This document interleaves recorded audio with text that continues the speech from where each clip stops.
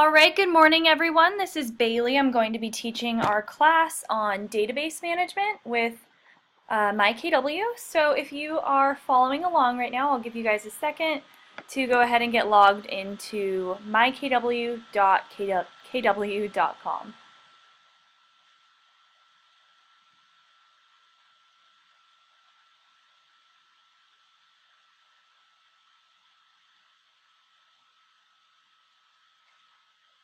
Alright, so we are going to be working within eEdge today to talk about the different things you can do with the CRM system that is available to you. You can do things like manage your contacts, set them up on different listing alerts, add them to different groups, add them to campaigns, lots of great different things on here. So let's just go ahead and get started. So if you're on myKW right now on the home page, to jump into My Contacts, we can just go up here to the eEdge control panel, and then we can click View Contacts, and that will take us in.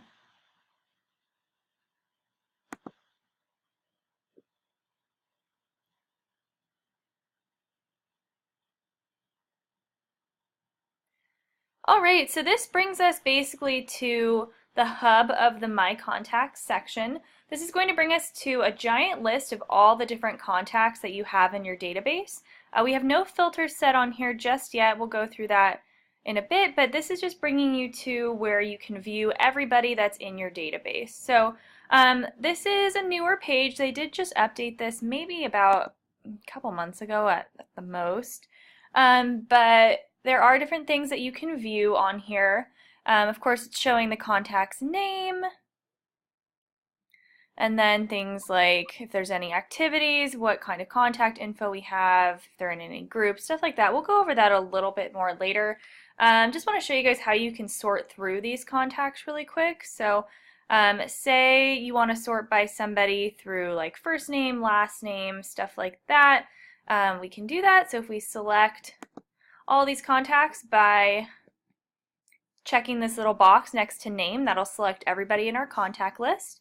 And then there are different ways that we can sort them. So if we go up here to sorted by, right now it looks like it's by contact last activity, but if we wanted to do maybe first name,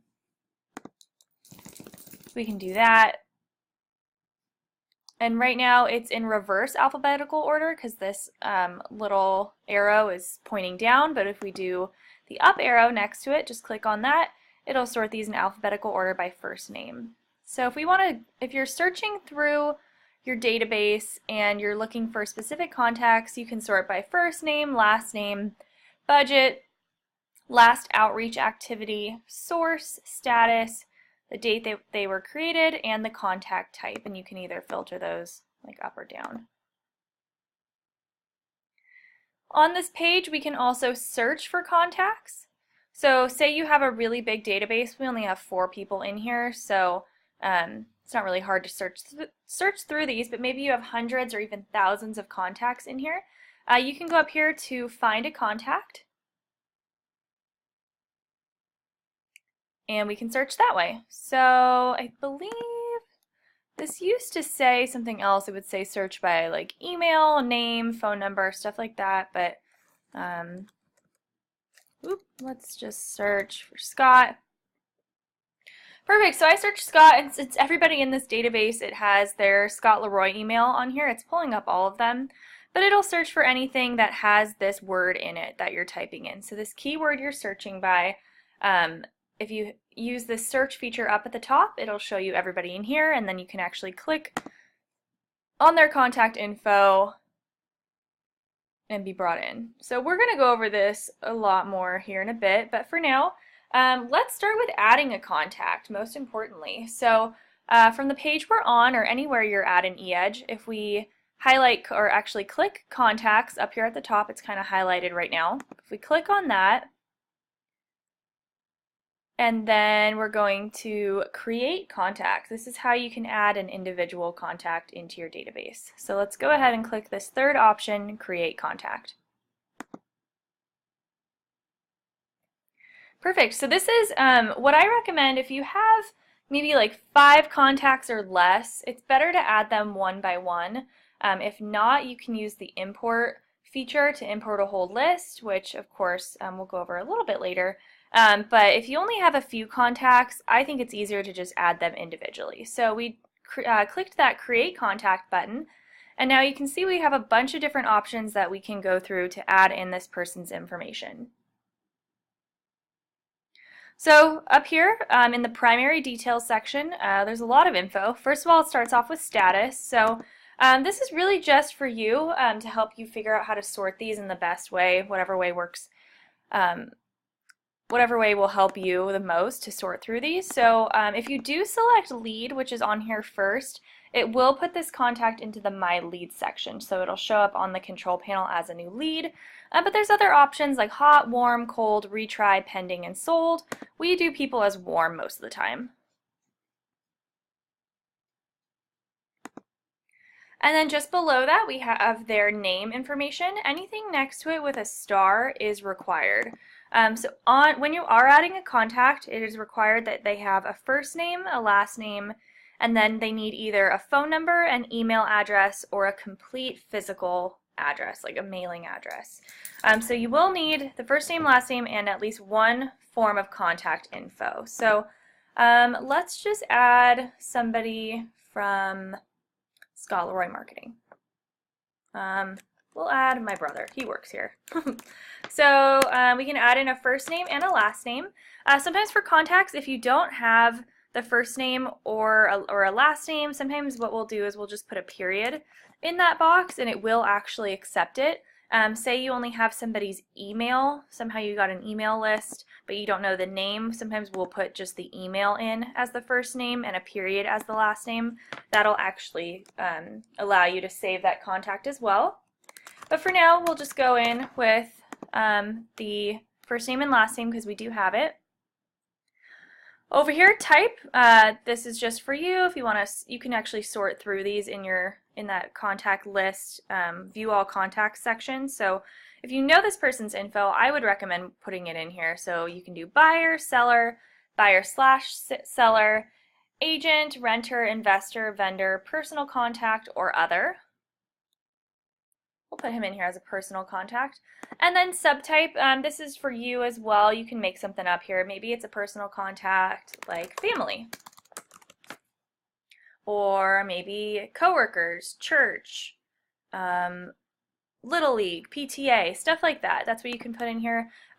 So honestly, the difference between subtype and category, I think they're pretty much the same thing. You can just, it's really up to you. So if you want to break this down even more, you could. So you could put in like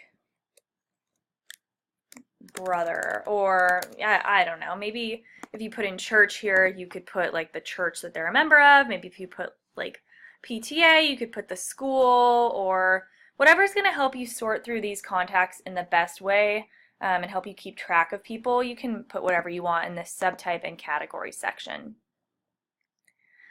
Then over here we have the contact info. So we have a place for home number, cell phone number, and work number. And then a primary email and a secondary email. I'll just put in his email address here.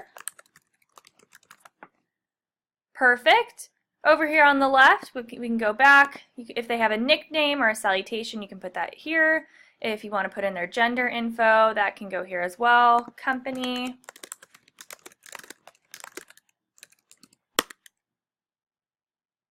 I don't know what his job title is. Let's just say marketing. Ooh, deny.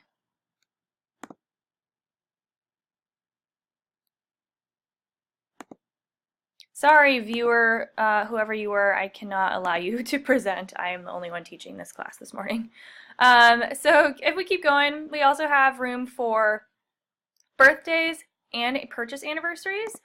This is really awesome if you do have this info because there are birthday and purchase anniversary campaigns that you can set up. So if you're in eEdge and you have people's birthdays, you can set them up on this campaign that will send them a birthday greeting or a purchase anniversary greeting every year on that day. So if you have this info, you can put that in. Referral info, you can say like Zillow, Trulia, Open House, met them at a bar, what have you. There's a notes section, so you can add in notes on this contact. Down below, there is an address portion. So if you have that info, you can put that here. And then it does ask for things like, so when it says like beds, baths, square feet, that would be what they're looking for, not the bed. This is set up a little bit weird, but under address, it's not really asking for the beds, baths of like their current home. Maybe if they're, I guess if they're a seller, that would make sense, but you could also use this like if they're looking to buy or sell or to buy.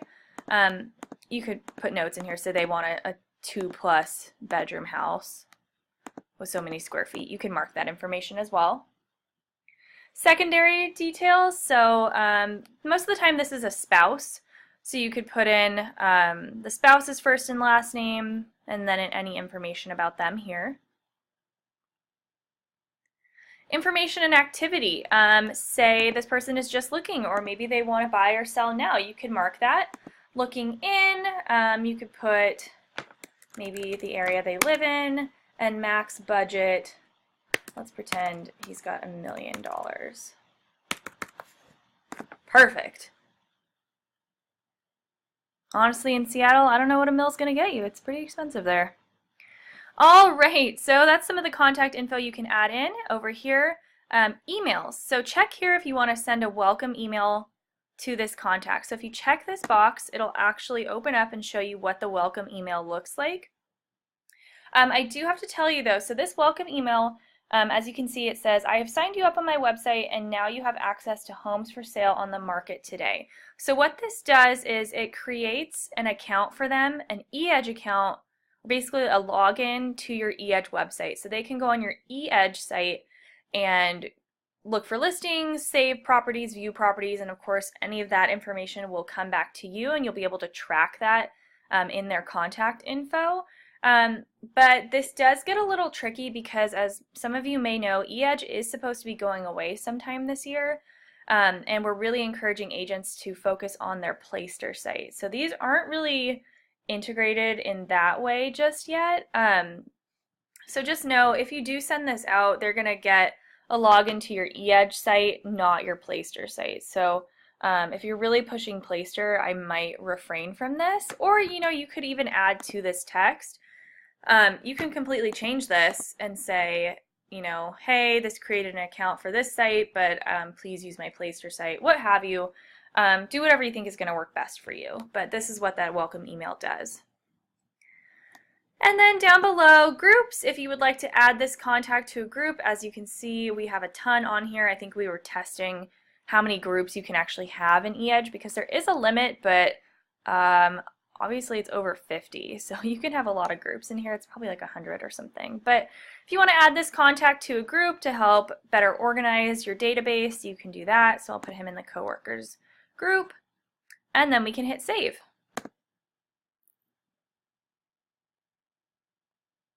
Perfect. So now Hayden Smith has been added to my database. There's a lot of stuff that we can do once we're in here, but we'll go over that shortly. We'll just keep moving along. Perfect. So now, as while we got to the bottom of Hayden's contact info when we were setting him up, we talked about adding him to a group. So before you add contacts, or while you're doing it, if you need to create groups or if you want to sort people into groups, which I highly recommend, you kind of want to do that beforehand. So if we go back up to the Contacts tab at the top and click on it, let's go to Manage Groups.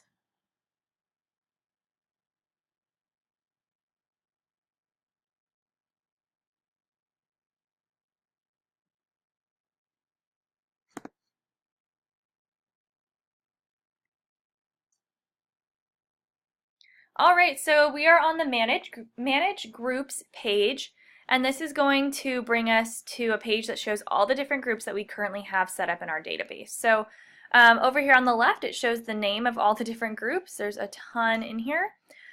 Over here on the right, or I'm sorry, to the right of that, it'll show you the number of contacts in each group. If you actually click on this, it'll take you over to like view all contacts, but it'll see, as you can see, there's a filter on here, and it says groups, 12 direct. It's only showing us people in that 12 direct group, so you can see who's actually in there, but I'll go back. So like I said, we just clicked on this number for number of contacts in this column, and it took us over to that page to show us who's in that group. Associated campaigns, if this group is on a campaign, you'll see that here. This is super cool because if you add anybody to this 12 direct group, they will automatically be put on this 33 touch campaign. So that makes things a bit easier for you. And then actions, if you want to rename this group, you can click on the little pencil guy and it will allow you to change the name. I'll go ahead and hit cancel. Or if you want to delete a group, I'll just go ahead and delete this one, 16. You can do that. So keep in mind, if you are deleting groups, you're not actually deleting the contacts in that group, you're just deleting the group itself. You're basically just getting rid of the folder, or maybe the bin, I don't know a great way to describe it, but the folder that these contacts are in. So if, say this group 17 had 10 contacts in it and we deleted it, those contacts, if they aren't in another group, they'll just be like in your general database. They won't be in any sort of group. So just keep that in mind. I like to keep contacts in groups. I think it's easier to keep things organized rather than just have people floating around in a giant database. So just keep that in mind if you are deleting groups, that those people are just going to be unsorted into like a big like general pool.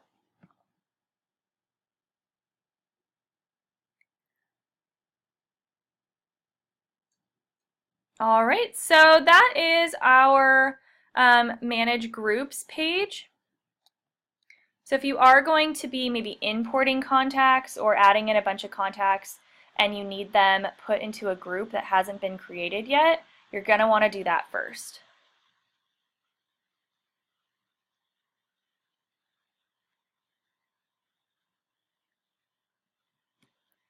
All right, so now let's go back to that View All Contacts page so we can see some more of the stuff that we can do in there.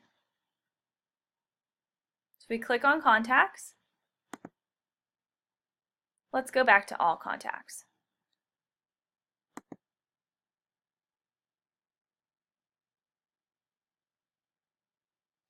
All right, we're back at All Contacts, and since we were just over here when we clicked on the number of people in that group for 12 Direct, it does have a filter set on here, so it's only showing the people that are in that group rather than our whole database. So let's just go ahead and clear that so we can work within our entire database. And to do that, we can click on this Clear Filters folder, or button. Perfect, so now we see our database here. As I started to say earlier, there's a few different things you can see on this page. So it's sorted by name. Do now, these are activities. It looks like there is a reminder here for me. And it looks like I created a reminder for this 61 days ago, and it said phone call, schedule listing presentation appointment. So if you have any reminders set for these contacts, you'll see this little bell here and a number to show you how many. So I can mark this as complete, I can delete it, or I can add a new one. So I'll just go ahead and mark this as complete and hit close. And now that little bell icon is gone. There are no active reminders for my contacts. But if you wanted to add one, you can click on this. Say we need to schedule a meeting. Maybe we completed that first task where we scheduled the listing presentation appointment. And now let's actually have the meeting. So I'm adding a reminder for this person. The type is meeting, but there's also phone call or task. You can choose the date here, let's say tomorrow at 10 a.m. And then you can add in as many notes as you need.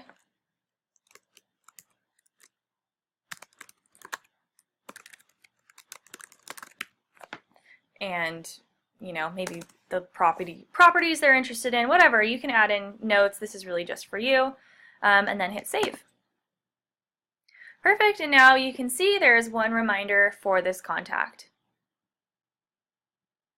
Over here, the contact information, you can see there's an envelope and a phone number. This will basically show you what information you have for this person. So for the envelope, that's an email. You can click on that and actually email them, which is pretty cool. Email, it'll show email 1 and email 2. And then if we had a phone number, it would display here. Group, this little icon here just means that this person is in a group. So if we click on that, it'll show you what groups this contact is in. And you can actually edit from here too. There we go, pull it up a little bit. My screen isn't super big, so you can't really see the whole window, but it's showing, oh, there we go, showing all the groups available, but this contact is in a 12 direct group, and it's also, that group itself is on a campaign, and then it looks like it's in a test group for November. Say I want to take this person out of this group, I can just uncheck this box, scroll down and click save, and that'll update that. Let's see what'll happen if we click on this. Maybe we don't want this person in a group at all. We can uncheck those boxes. I just want to see what this icon looks like. Perfect. Okay. So like I said, this little symbol here means that this contact is in a group. When you click it, of course, you can view the group or edit them. And then with this add button, it means this person is not in a group. And if you click that, you can add them. In this marketing column, most of these say add, but there is a little water drop. That means this person is on a drip campaign. So if we click on this, we can see that Bailey Smith, aka moi, is on a monthly newsletter campaign, which is active. This is super cool that it shows you that if these are actually active or paused or what have you. And then it looks like I'm also on a 33 touch campaign that is paused.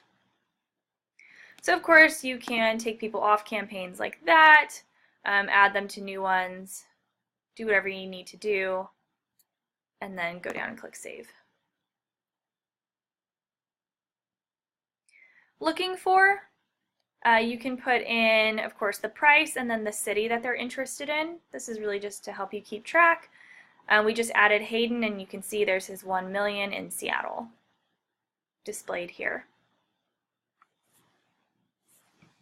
Listing search. Looks like nobody has that set up here. Let's just see if we can set this up real quick. I'll click on the add button in the row for the contact I'd like to set this up for. Perfect. And this is basically sending out like listing alert emails for your contacts that you're setting this up for. So say I'm looking for homes in Nashville, and I want, this is for your contact, you want them to receive emails. You can do daily, twice a week, weekly, twice per month, monthly, or never, or as soon as available. So if anything comes up at any time, they'll receive an email. Let's just say twice a week. Area.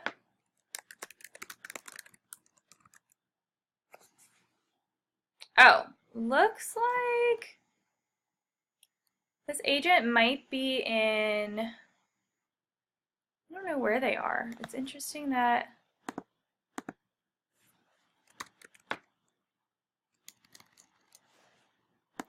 I think it definitely is limited to your MLS board. I don't know where this account is set up, so I might not actually be able to follow through with this. I apologize.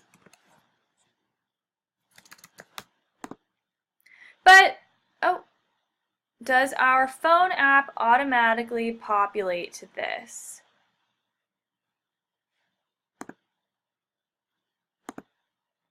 I think you mean like if somebody is in your phone app and they are searching for properties, this information would come into eEdge, yes.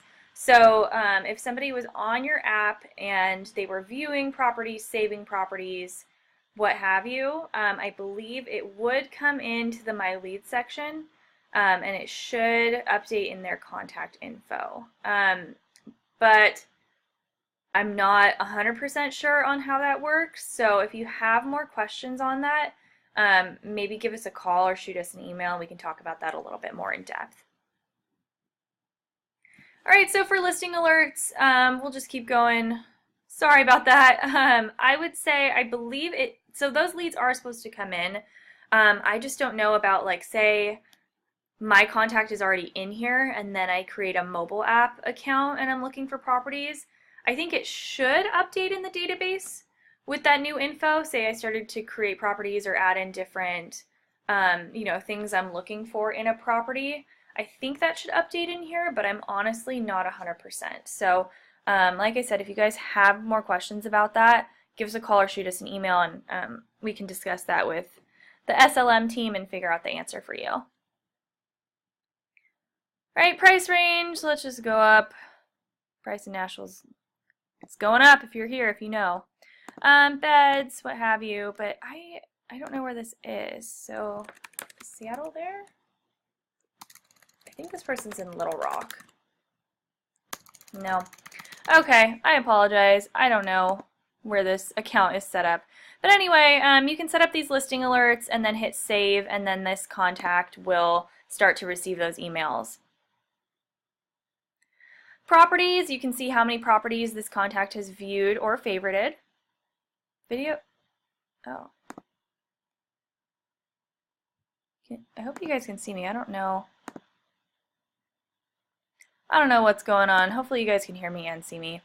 Alright, source over here, if you entered the contact manually like we just did, as you can see Hayden, or if this person, thank you, if this person was imported, that'll show here. Last activity, you can see that time frame here, and then status, lead, warm, warm, warm, warm, but you can of course change these. And then if we go over to actions more, we can send them an email, send them listings, add a note to the history, or view the contact. So when you're sorting through these, there are also a lot of filters that you can utilize, which have really gotten a lot better. All right. Since they've updated this, so if we go up to the top, say you want to view only certain contacts, you can click on the filters button. And we have a lot of different ways that we can actually sort through our contacts now. So you can search by things, of course, like first name, phone number, email, mailing address if you're looking for someone specifically. Sometimes people will want to know how to view people. Maybe you only want to see people that only have phone numbers. So you can come into this part, phone, next to phone and contact info, and then it says exists, question mark. So right now it's showing all, but say we only wanted to see people that had phone numbers. So if we go next to phone and do exists, yes, that'll filter out people that have phone numbers. And then if we hit search, it's actually not going to show us anything because nobody in this database has a phone number. But you can see how that works. Let's actually just clear that filter and then go back to this filters button. Alright, lots of different things in here. You can sort by status. Maybe you only want to see your leads or your cold people to see if they're still around. Email address status. Lead source. Say you only want to see your contacts that you got from an open house. And then category, that was what we typed in earlier. Referral info, comments or history. Maybe you have notes in the contact in that contact that you need to search by. If you want to sort by group, you can go into this marketing section. It says groups, filter by group. If you click on the little drop down, it'll actually show you all the groups in your database, and then if you click on that, whichever group you're interested in, and then hit search, it'll show you people only in that 12 direct group.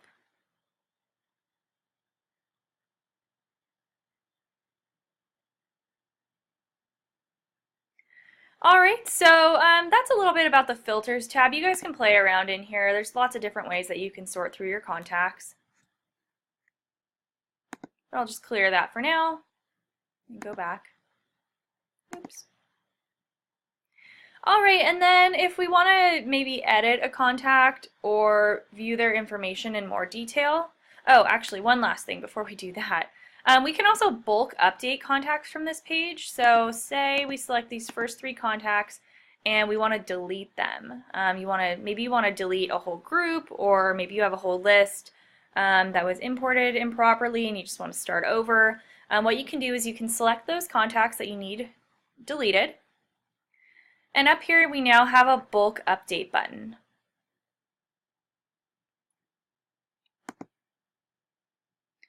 And it says update action. What would you like to do with these 3 contacts? We can either edit them or send them to the trash.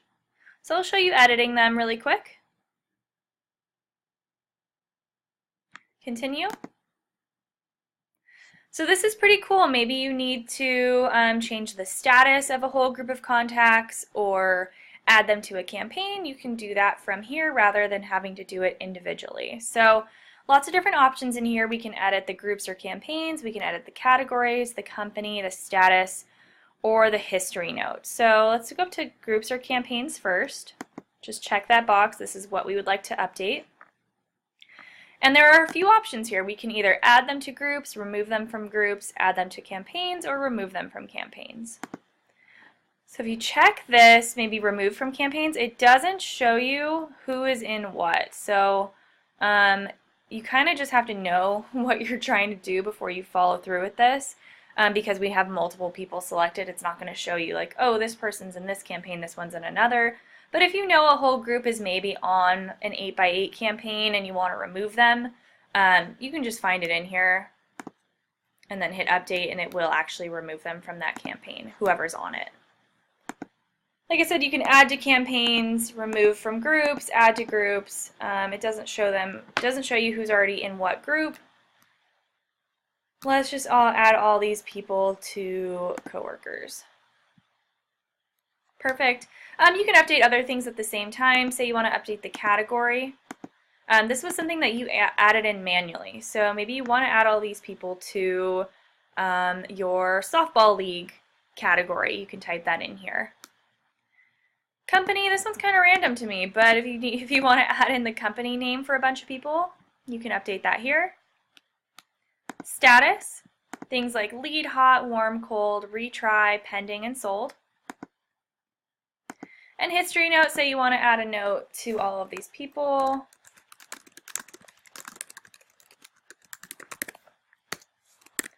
It's usually going to be something more important, like met these contacts at open house on Saturday. Maybe I'll actually do that.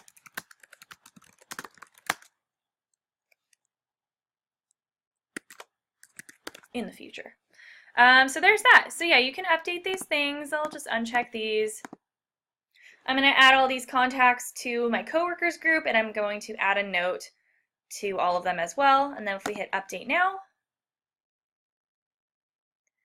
perfect. And now those have been bulk updated. And say we want to delete some people, I'll go ahead and do that. I'll select these 2 down here, Ariel and Hayden. Same thing, select your contacts, click bulk update, and rather than doing edit these contacts, we're going to do send these contacts to the trash. These contacts will stop receiving any automated emails he or she is subscribed to, including campaigns and listing alerts, which is probably what you want.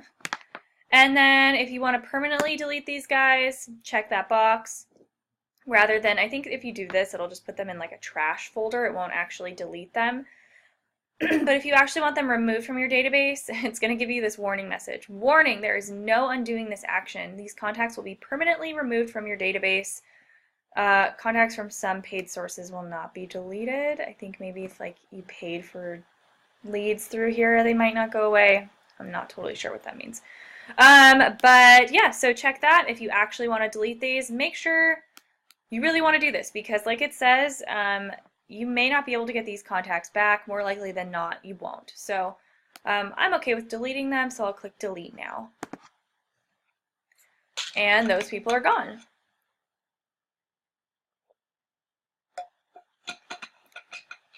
So real quick, we'll actually go into one of the contacts and see how we can update their info.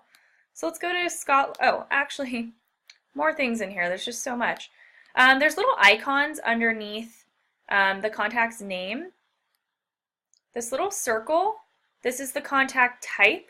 So blue means buyer. I'm sure there's other colors for like seller, vendor, what have you. Gray, I guess, is personal contact. Or vendor, huh? Well, some of these have different colors. That's interesting that vendor and personal contact are the same. But that's what those little dots mean. And then this G next to this means Google search. So when you do this, it'll actually just pull up Google and do a search for you. So if we click on this for Scott Leroy, since Scott Leroy is a business owner and that name probably isn't too common, and he's done great with his, search engine optimization, it's actually going to pull him up. So it's really just searching the name. So for example, if you search me, you're not going to find me because there's a million Bailey Smiths in this world. See, I was not born January 30th, 1939. So this is just a general Google search. It's just searching for the name. It's not really searching for that specific person. So if you use this feature, just keep that in mind. You may not actually find them. It's kind of a weird little button, but for Scott it worked. Or if if your contacts do have maybe a less common name, it would work. So that's what that little G button means. It's Google search.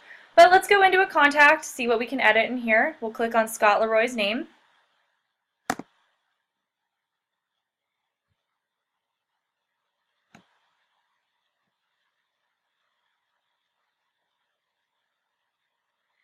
All right, so this is where you can go to update any contact info. Say we've had this person in the database and we want to just update their info. We can click edit. And these same categories are here.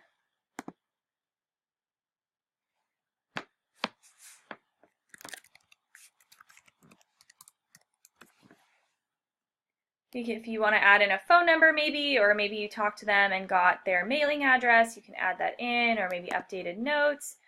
But you can do that and click save. Perfect. And then down here at the bottom, you can also see additional info that was not available before. Buyer requests, you can add this info in here. Say they're looking for specific things like a certain area, beds, baths, and then a price range. You can add that in by clicking this little plus sign under this column that says buyer requests, or actually that says show more. If you want to create a new one, you can click on this button. And you can add in specific areas. See, like that. I wish this would show me what area. But you can add in the areas, a minimum price range, maximum price range, beds, baths, stuff like that. This is really to help you keep track of what this person is looking for. Click add. And then you can see that here. Of course, if you want to edit or delete that, you can click on these little icons under the actions column. Keep on scrolling. Down at the bottom, there's a few drop downs that we can view. If we click on emails, you can actually see any emails that were sent or received to or from this contact. That'll all be listed here. So date received, these are emails from that contact, and then also emails sent to that contact. If there's any reminders, you can click on this and they will be displayed here. Same thing, you can add a reminder by clicking this add a new reminder button, and this is what we did before. Task, phone call, meeting, add contact. So if you want to add multiple people to this specific reminder, you can, looks like. So it's showing these are the people we're editing this reminder for. So since we are in Scott's little profile right now, it's showing we are editing one total contact and it's showing Scott's name over here. If you wanted to add additional people, you can do that here by typing in that person's name. There's a due date and time, reminder, tell Scott he's awesome. Perfect. So this is a little reminder we can add in. We can now click save. And all those reminders will be listed down here. Campaigns. This will show you what campaigns this person is on. You can add them to a campaign or go to your campaigns by clicking these. And then lastly, groups. You can see Scott is actually in 4 different groups here. You can create a new group from this page. This isn't a new feature. You weren't able to do this before. So say you want to add him to a new group that doesn't exist yet, you can actually do that here. And then you can see the groups he's in. You can remove from groups by clicking this little blue X button over here, or you can hit the Add to Groups or Remove from Groups button. If we scroll all the way back up, we're right now on the Summary tab. If we click on Listings, you can see any listing alerts that we've set up.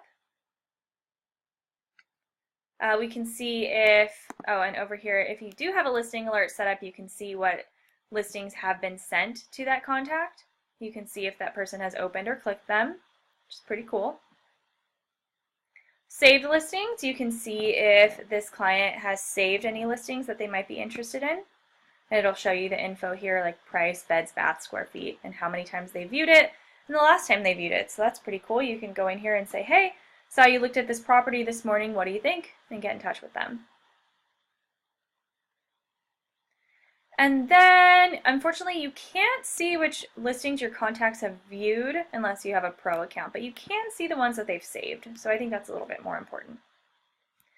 Yeah, different ways to track what your contact is doing in terms of looking at listings. Transactions. This will link into dot loop and any loops that you might have with this person. And history. This is just going to show you the history of this contact. So it'll show you anytime that you've added them to a campaign or made any changes to their little account in here.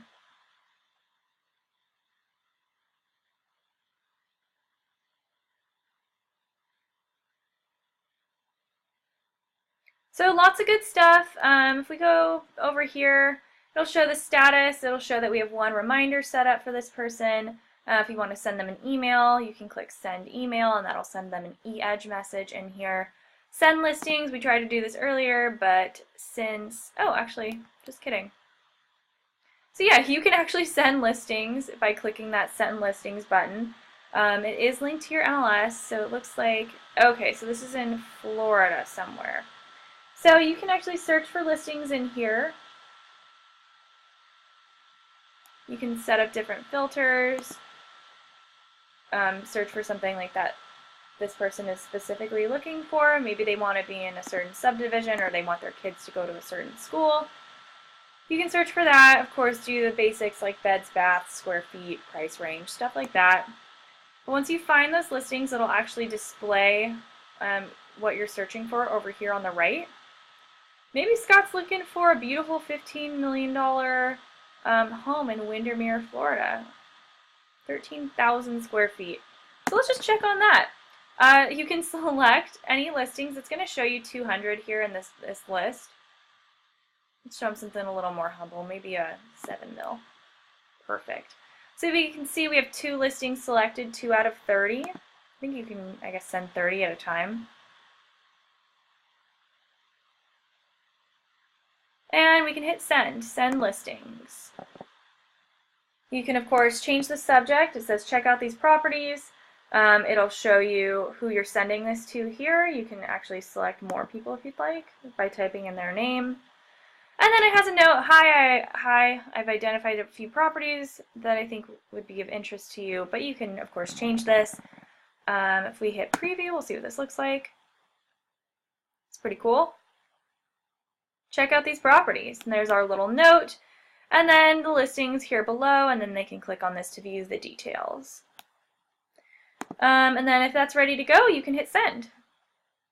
But I don't think Scott actually wants to receive this, so I'll just click cancel for now.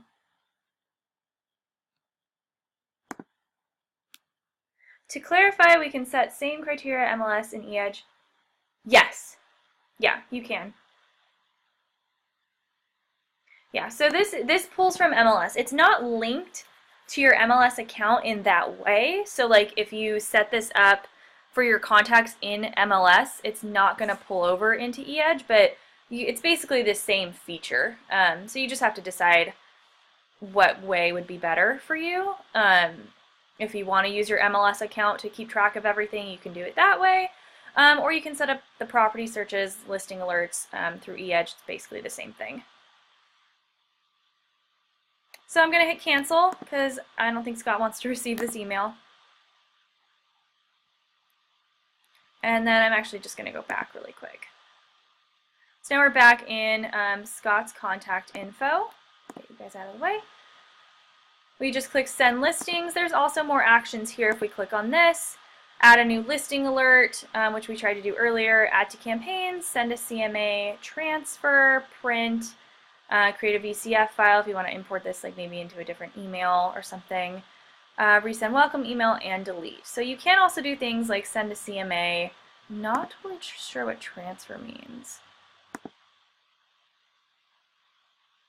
Okay, so if you want to send this to another agent, this contact info, that's what you can do with this transfer button.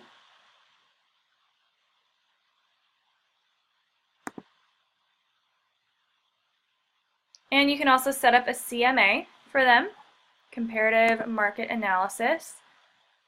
I'm not going to go into this too in depth, but basically you can put in the address of the property. So these are for sellers. So if somebody's selling their property, you would put in their property address. It's going to put together a nice little email for you with an intro. It'll show you some active listings, some sold listings, and closing section. I would say just download the PDF. It'll put together this nice little presentation for you, and then you can show that to your client. But I'm not going to go too into that. I'll let you guys play around with that, and if you have trouble, definitely let us know. So last thing we're going to go over is actually importing and exporting contacts. So we'll go back up to this Contacts tab. Move this up a little. Click on that, and then let's go to Import/Export Contacts. Alright, I'll show you guys exporting first because it's super easy. So right now when you click on that, it takes you to the import page. As you can see here, we're on this import tab. Let's start with export. So if we click on that. Alright, so say you are wanting to add in your eEdge contacts to your email. Maybe you got a new CRM, and maybe you just want to get them out and back them up, or maybe you're leaving KW. You can actually export your contacts out of here. They are yours. Take them with you. You can delete them afterward. But filter the contacts you want exported. So if you want to export by groups, you can do that here. It says Contact Groups, select Options. You can select certain groups and do it that way. But if you want to just export everybody out here, don't worry about this tab. Just leave all of these unselected. This one is really important though, contact status. It's automatically set up on here as cold. I wish it would stay on all. Because if you want to export absolutely everybody out of your database or even all the people in a group, you want to set this to all. If it was left on cold, it'll only export out people who have this cold status. So sometimes people will call us and be like, hey, I'm trying to export my contacts, but it only spit out like 25 people and I have 200. What happened? It's probably because they didn't change this status section. But say you only want to export out your leads and have like a physical list to actually call people, you can do that here. So then once you hit export, it'll save to your computer.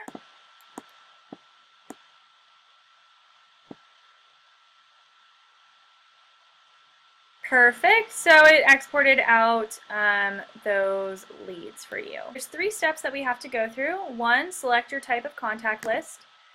We can do a basic contact list, Outlook, CSV, Top Producer, or myRed Tools. Most of the time we'll be working in a basic contact list.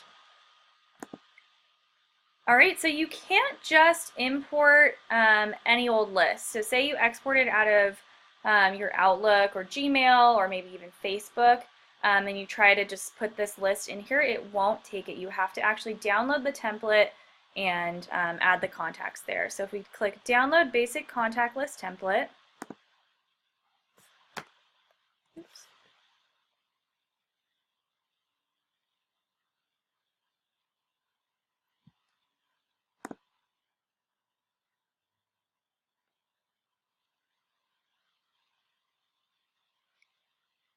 Perfect. So this is what the template looks like. Lots of different categories in here, but you don't actually have to add every single one of them.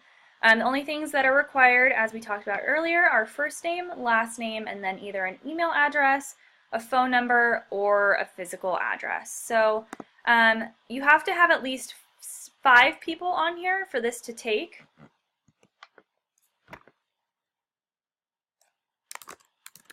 So I'll just add in a few.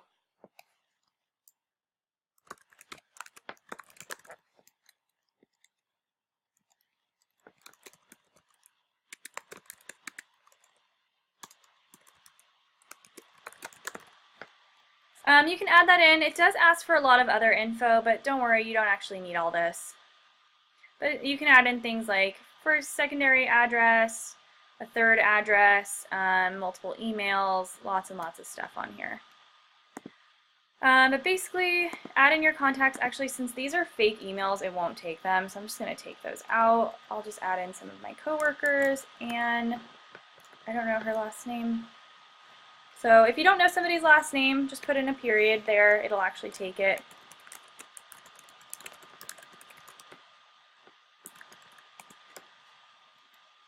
Leah, I don't know if I know how to...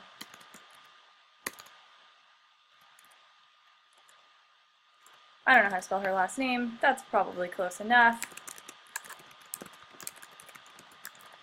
So add in your contacts. Let's see.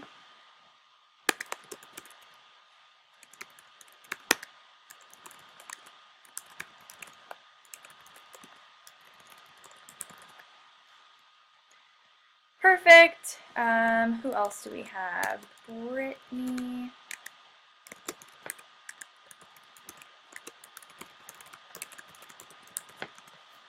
And we need one more.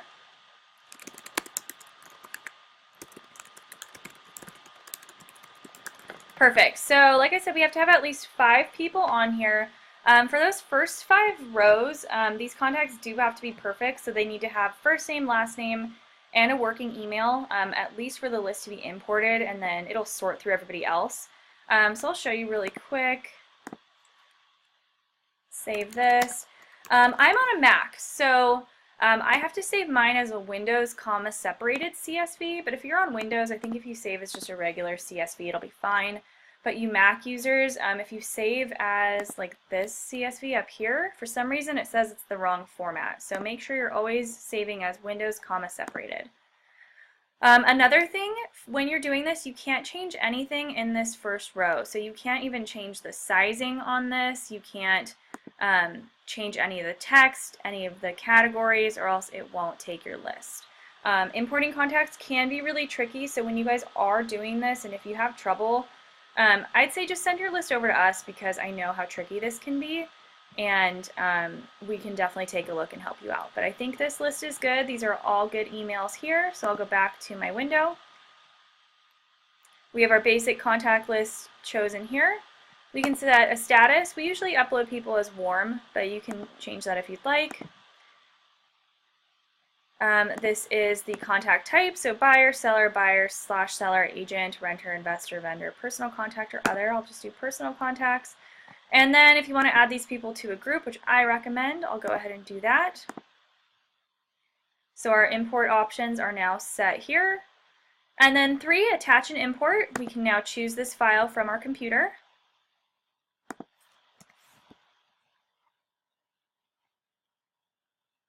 You can only upload 5,000 contacts at a time, so keep that in mind. And then this is basically saying all these people have opted in to receive this email, or these emails from you. And once that's good to go, we can click import, and hopefully this will work. Perfect. So now it did take that. If we scroll down, We can see it'll show the dates of our most recent imports. So this one is today at 2 p.m. It's waiting to run. We also had an import from last month. We can see when it started, how long it took to see that it's finished. It says done with errors for Agent Scott Leroy. 4 contacts were imported, and then you can actually see how many failed. So if we click on this, the number 4 people failed. It said, it looks like Brittany, I had her in here multiple times. She already existed in the database at this point. So this is pretty cool if you import your list and say you had 150 contacts import, but you had a 200 people list. And you can actually go in here, click on that number, and see why those people failed. So the system doesn't take duplicates. So it'll show you like this person's already in the system. It'll tell you if it's a bad email or maybe incomplete contact info. When you click on failed, you can see all of that here. So perfect, that is now waiting to run. So like I said, importing contacts can definitely be a little tricky. So if you guys do have problems with that, feel free to send your list to us. We know that it can definitely be a little frustrating. But that is actually all I have for today. I hope you guys enjoyed this class and learned a lot. This was database management with myKW. We will have this class recorded on our YouTube page, so if you want to go back and review it later or send it to somebody who wasn't able to make the class, you can definitely do that. But that is about it for today. So thank you guys. I hope you enjoyed this class and enjoy the rest of your week. Have a good one.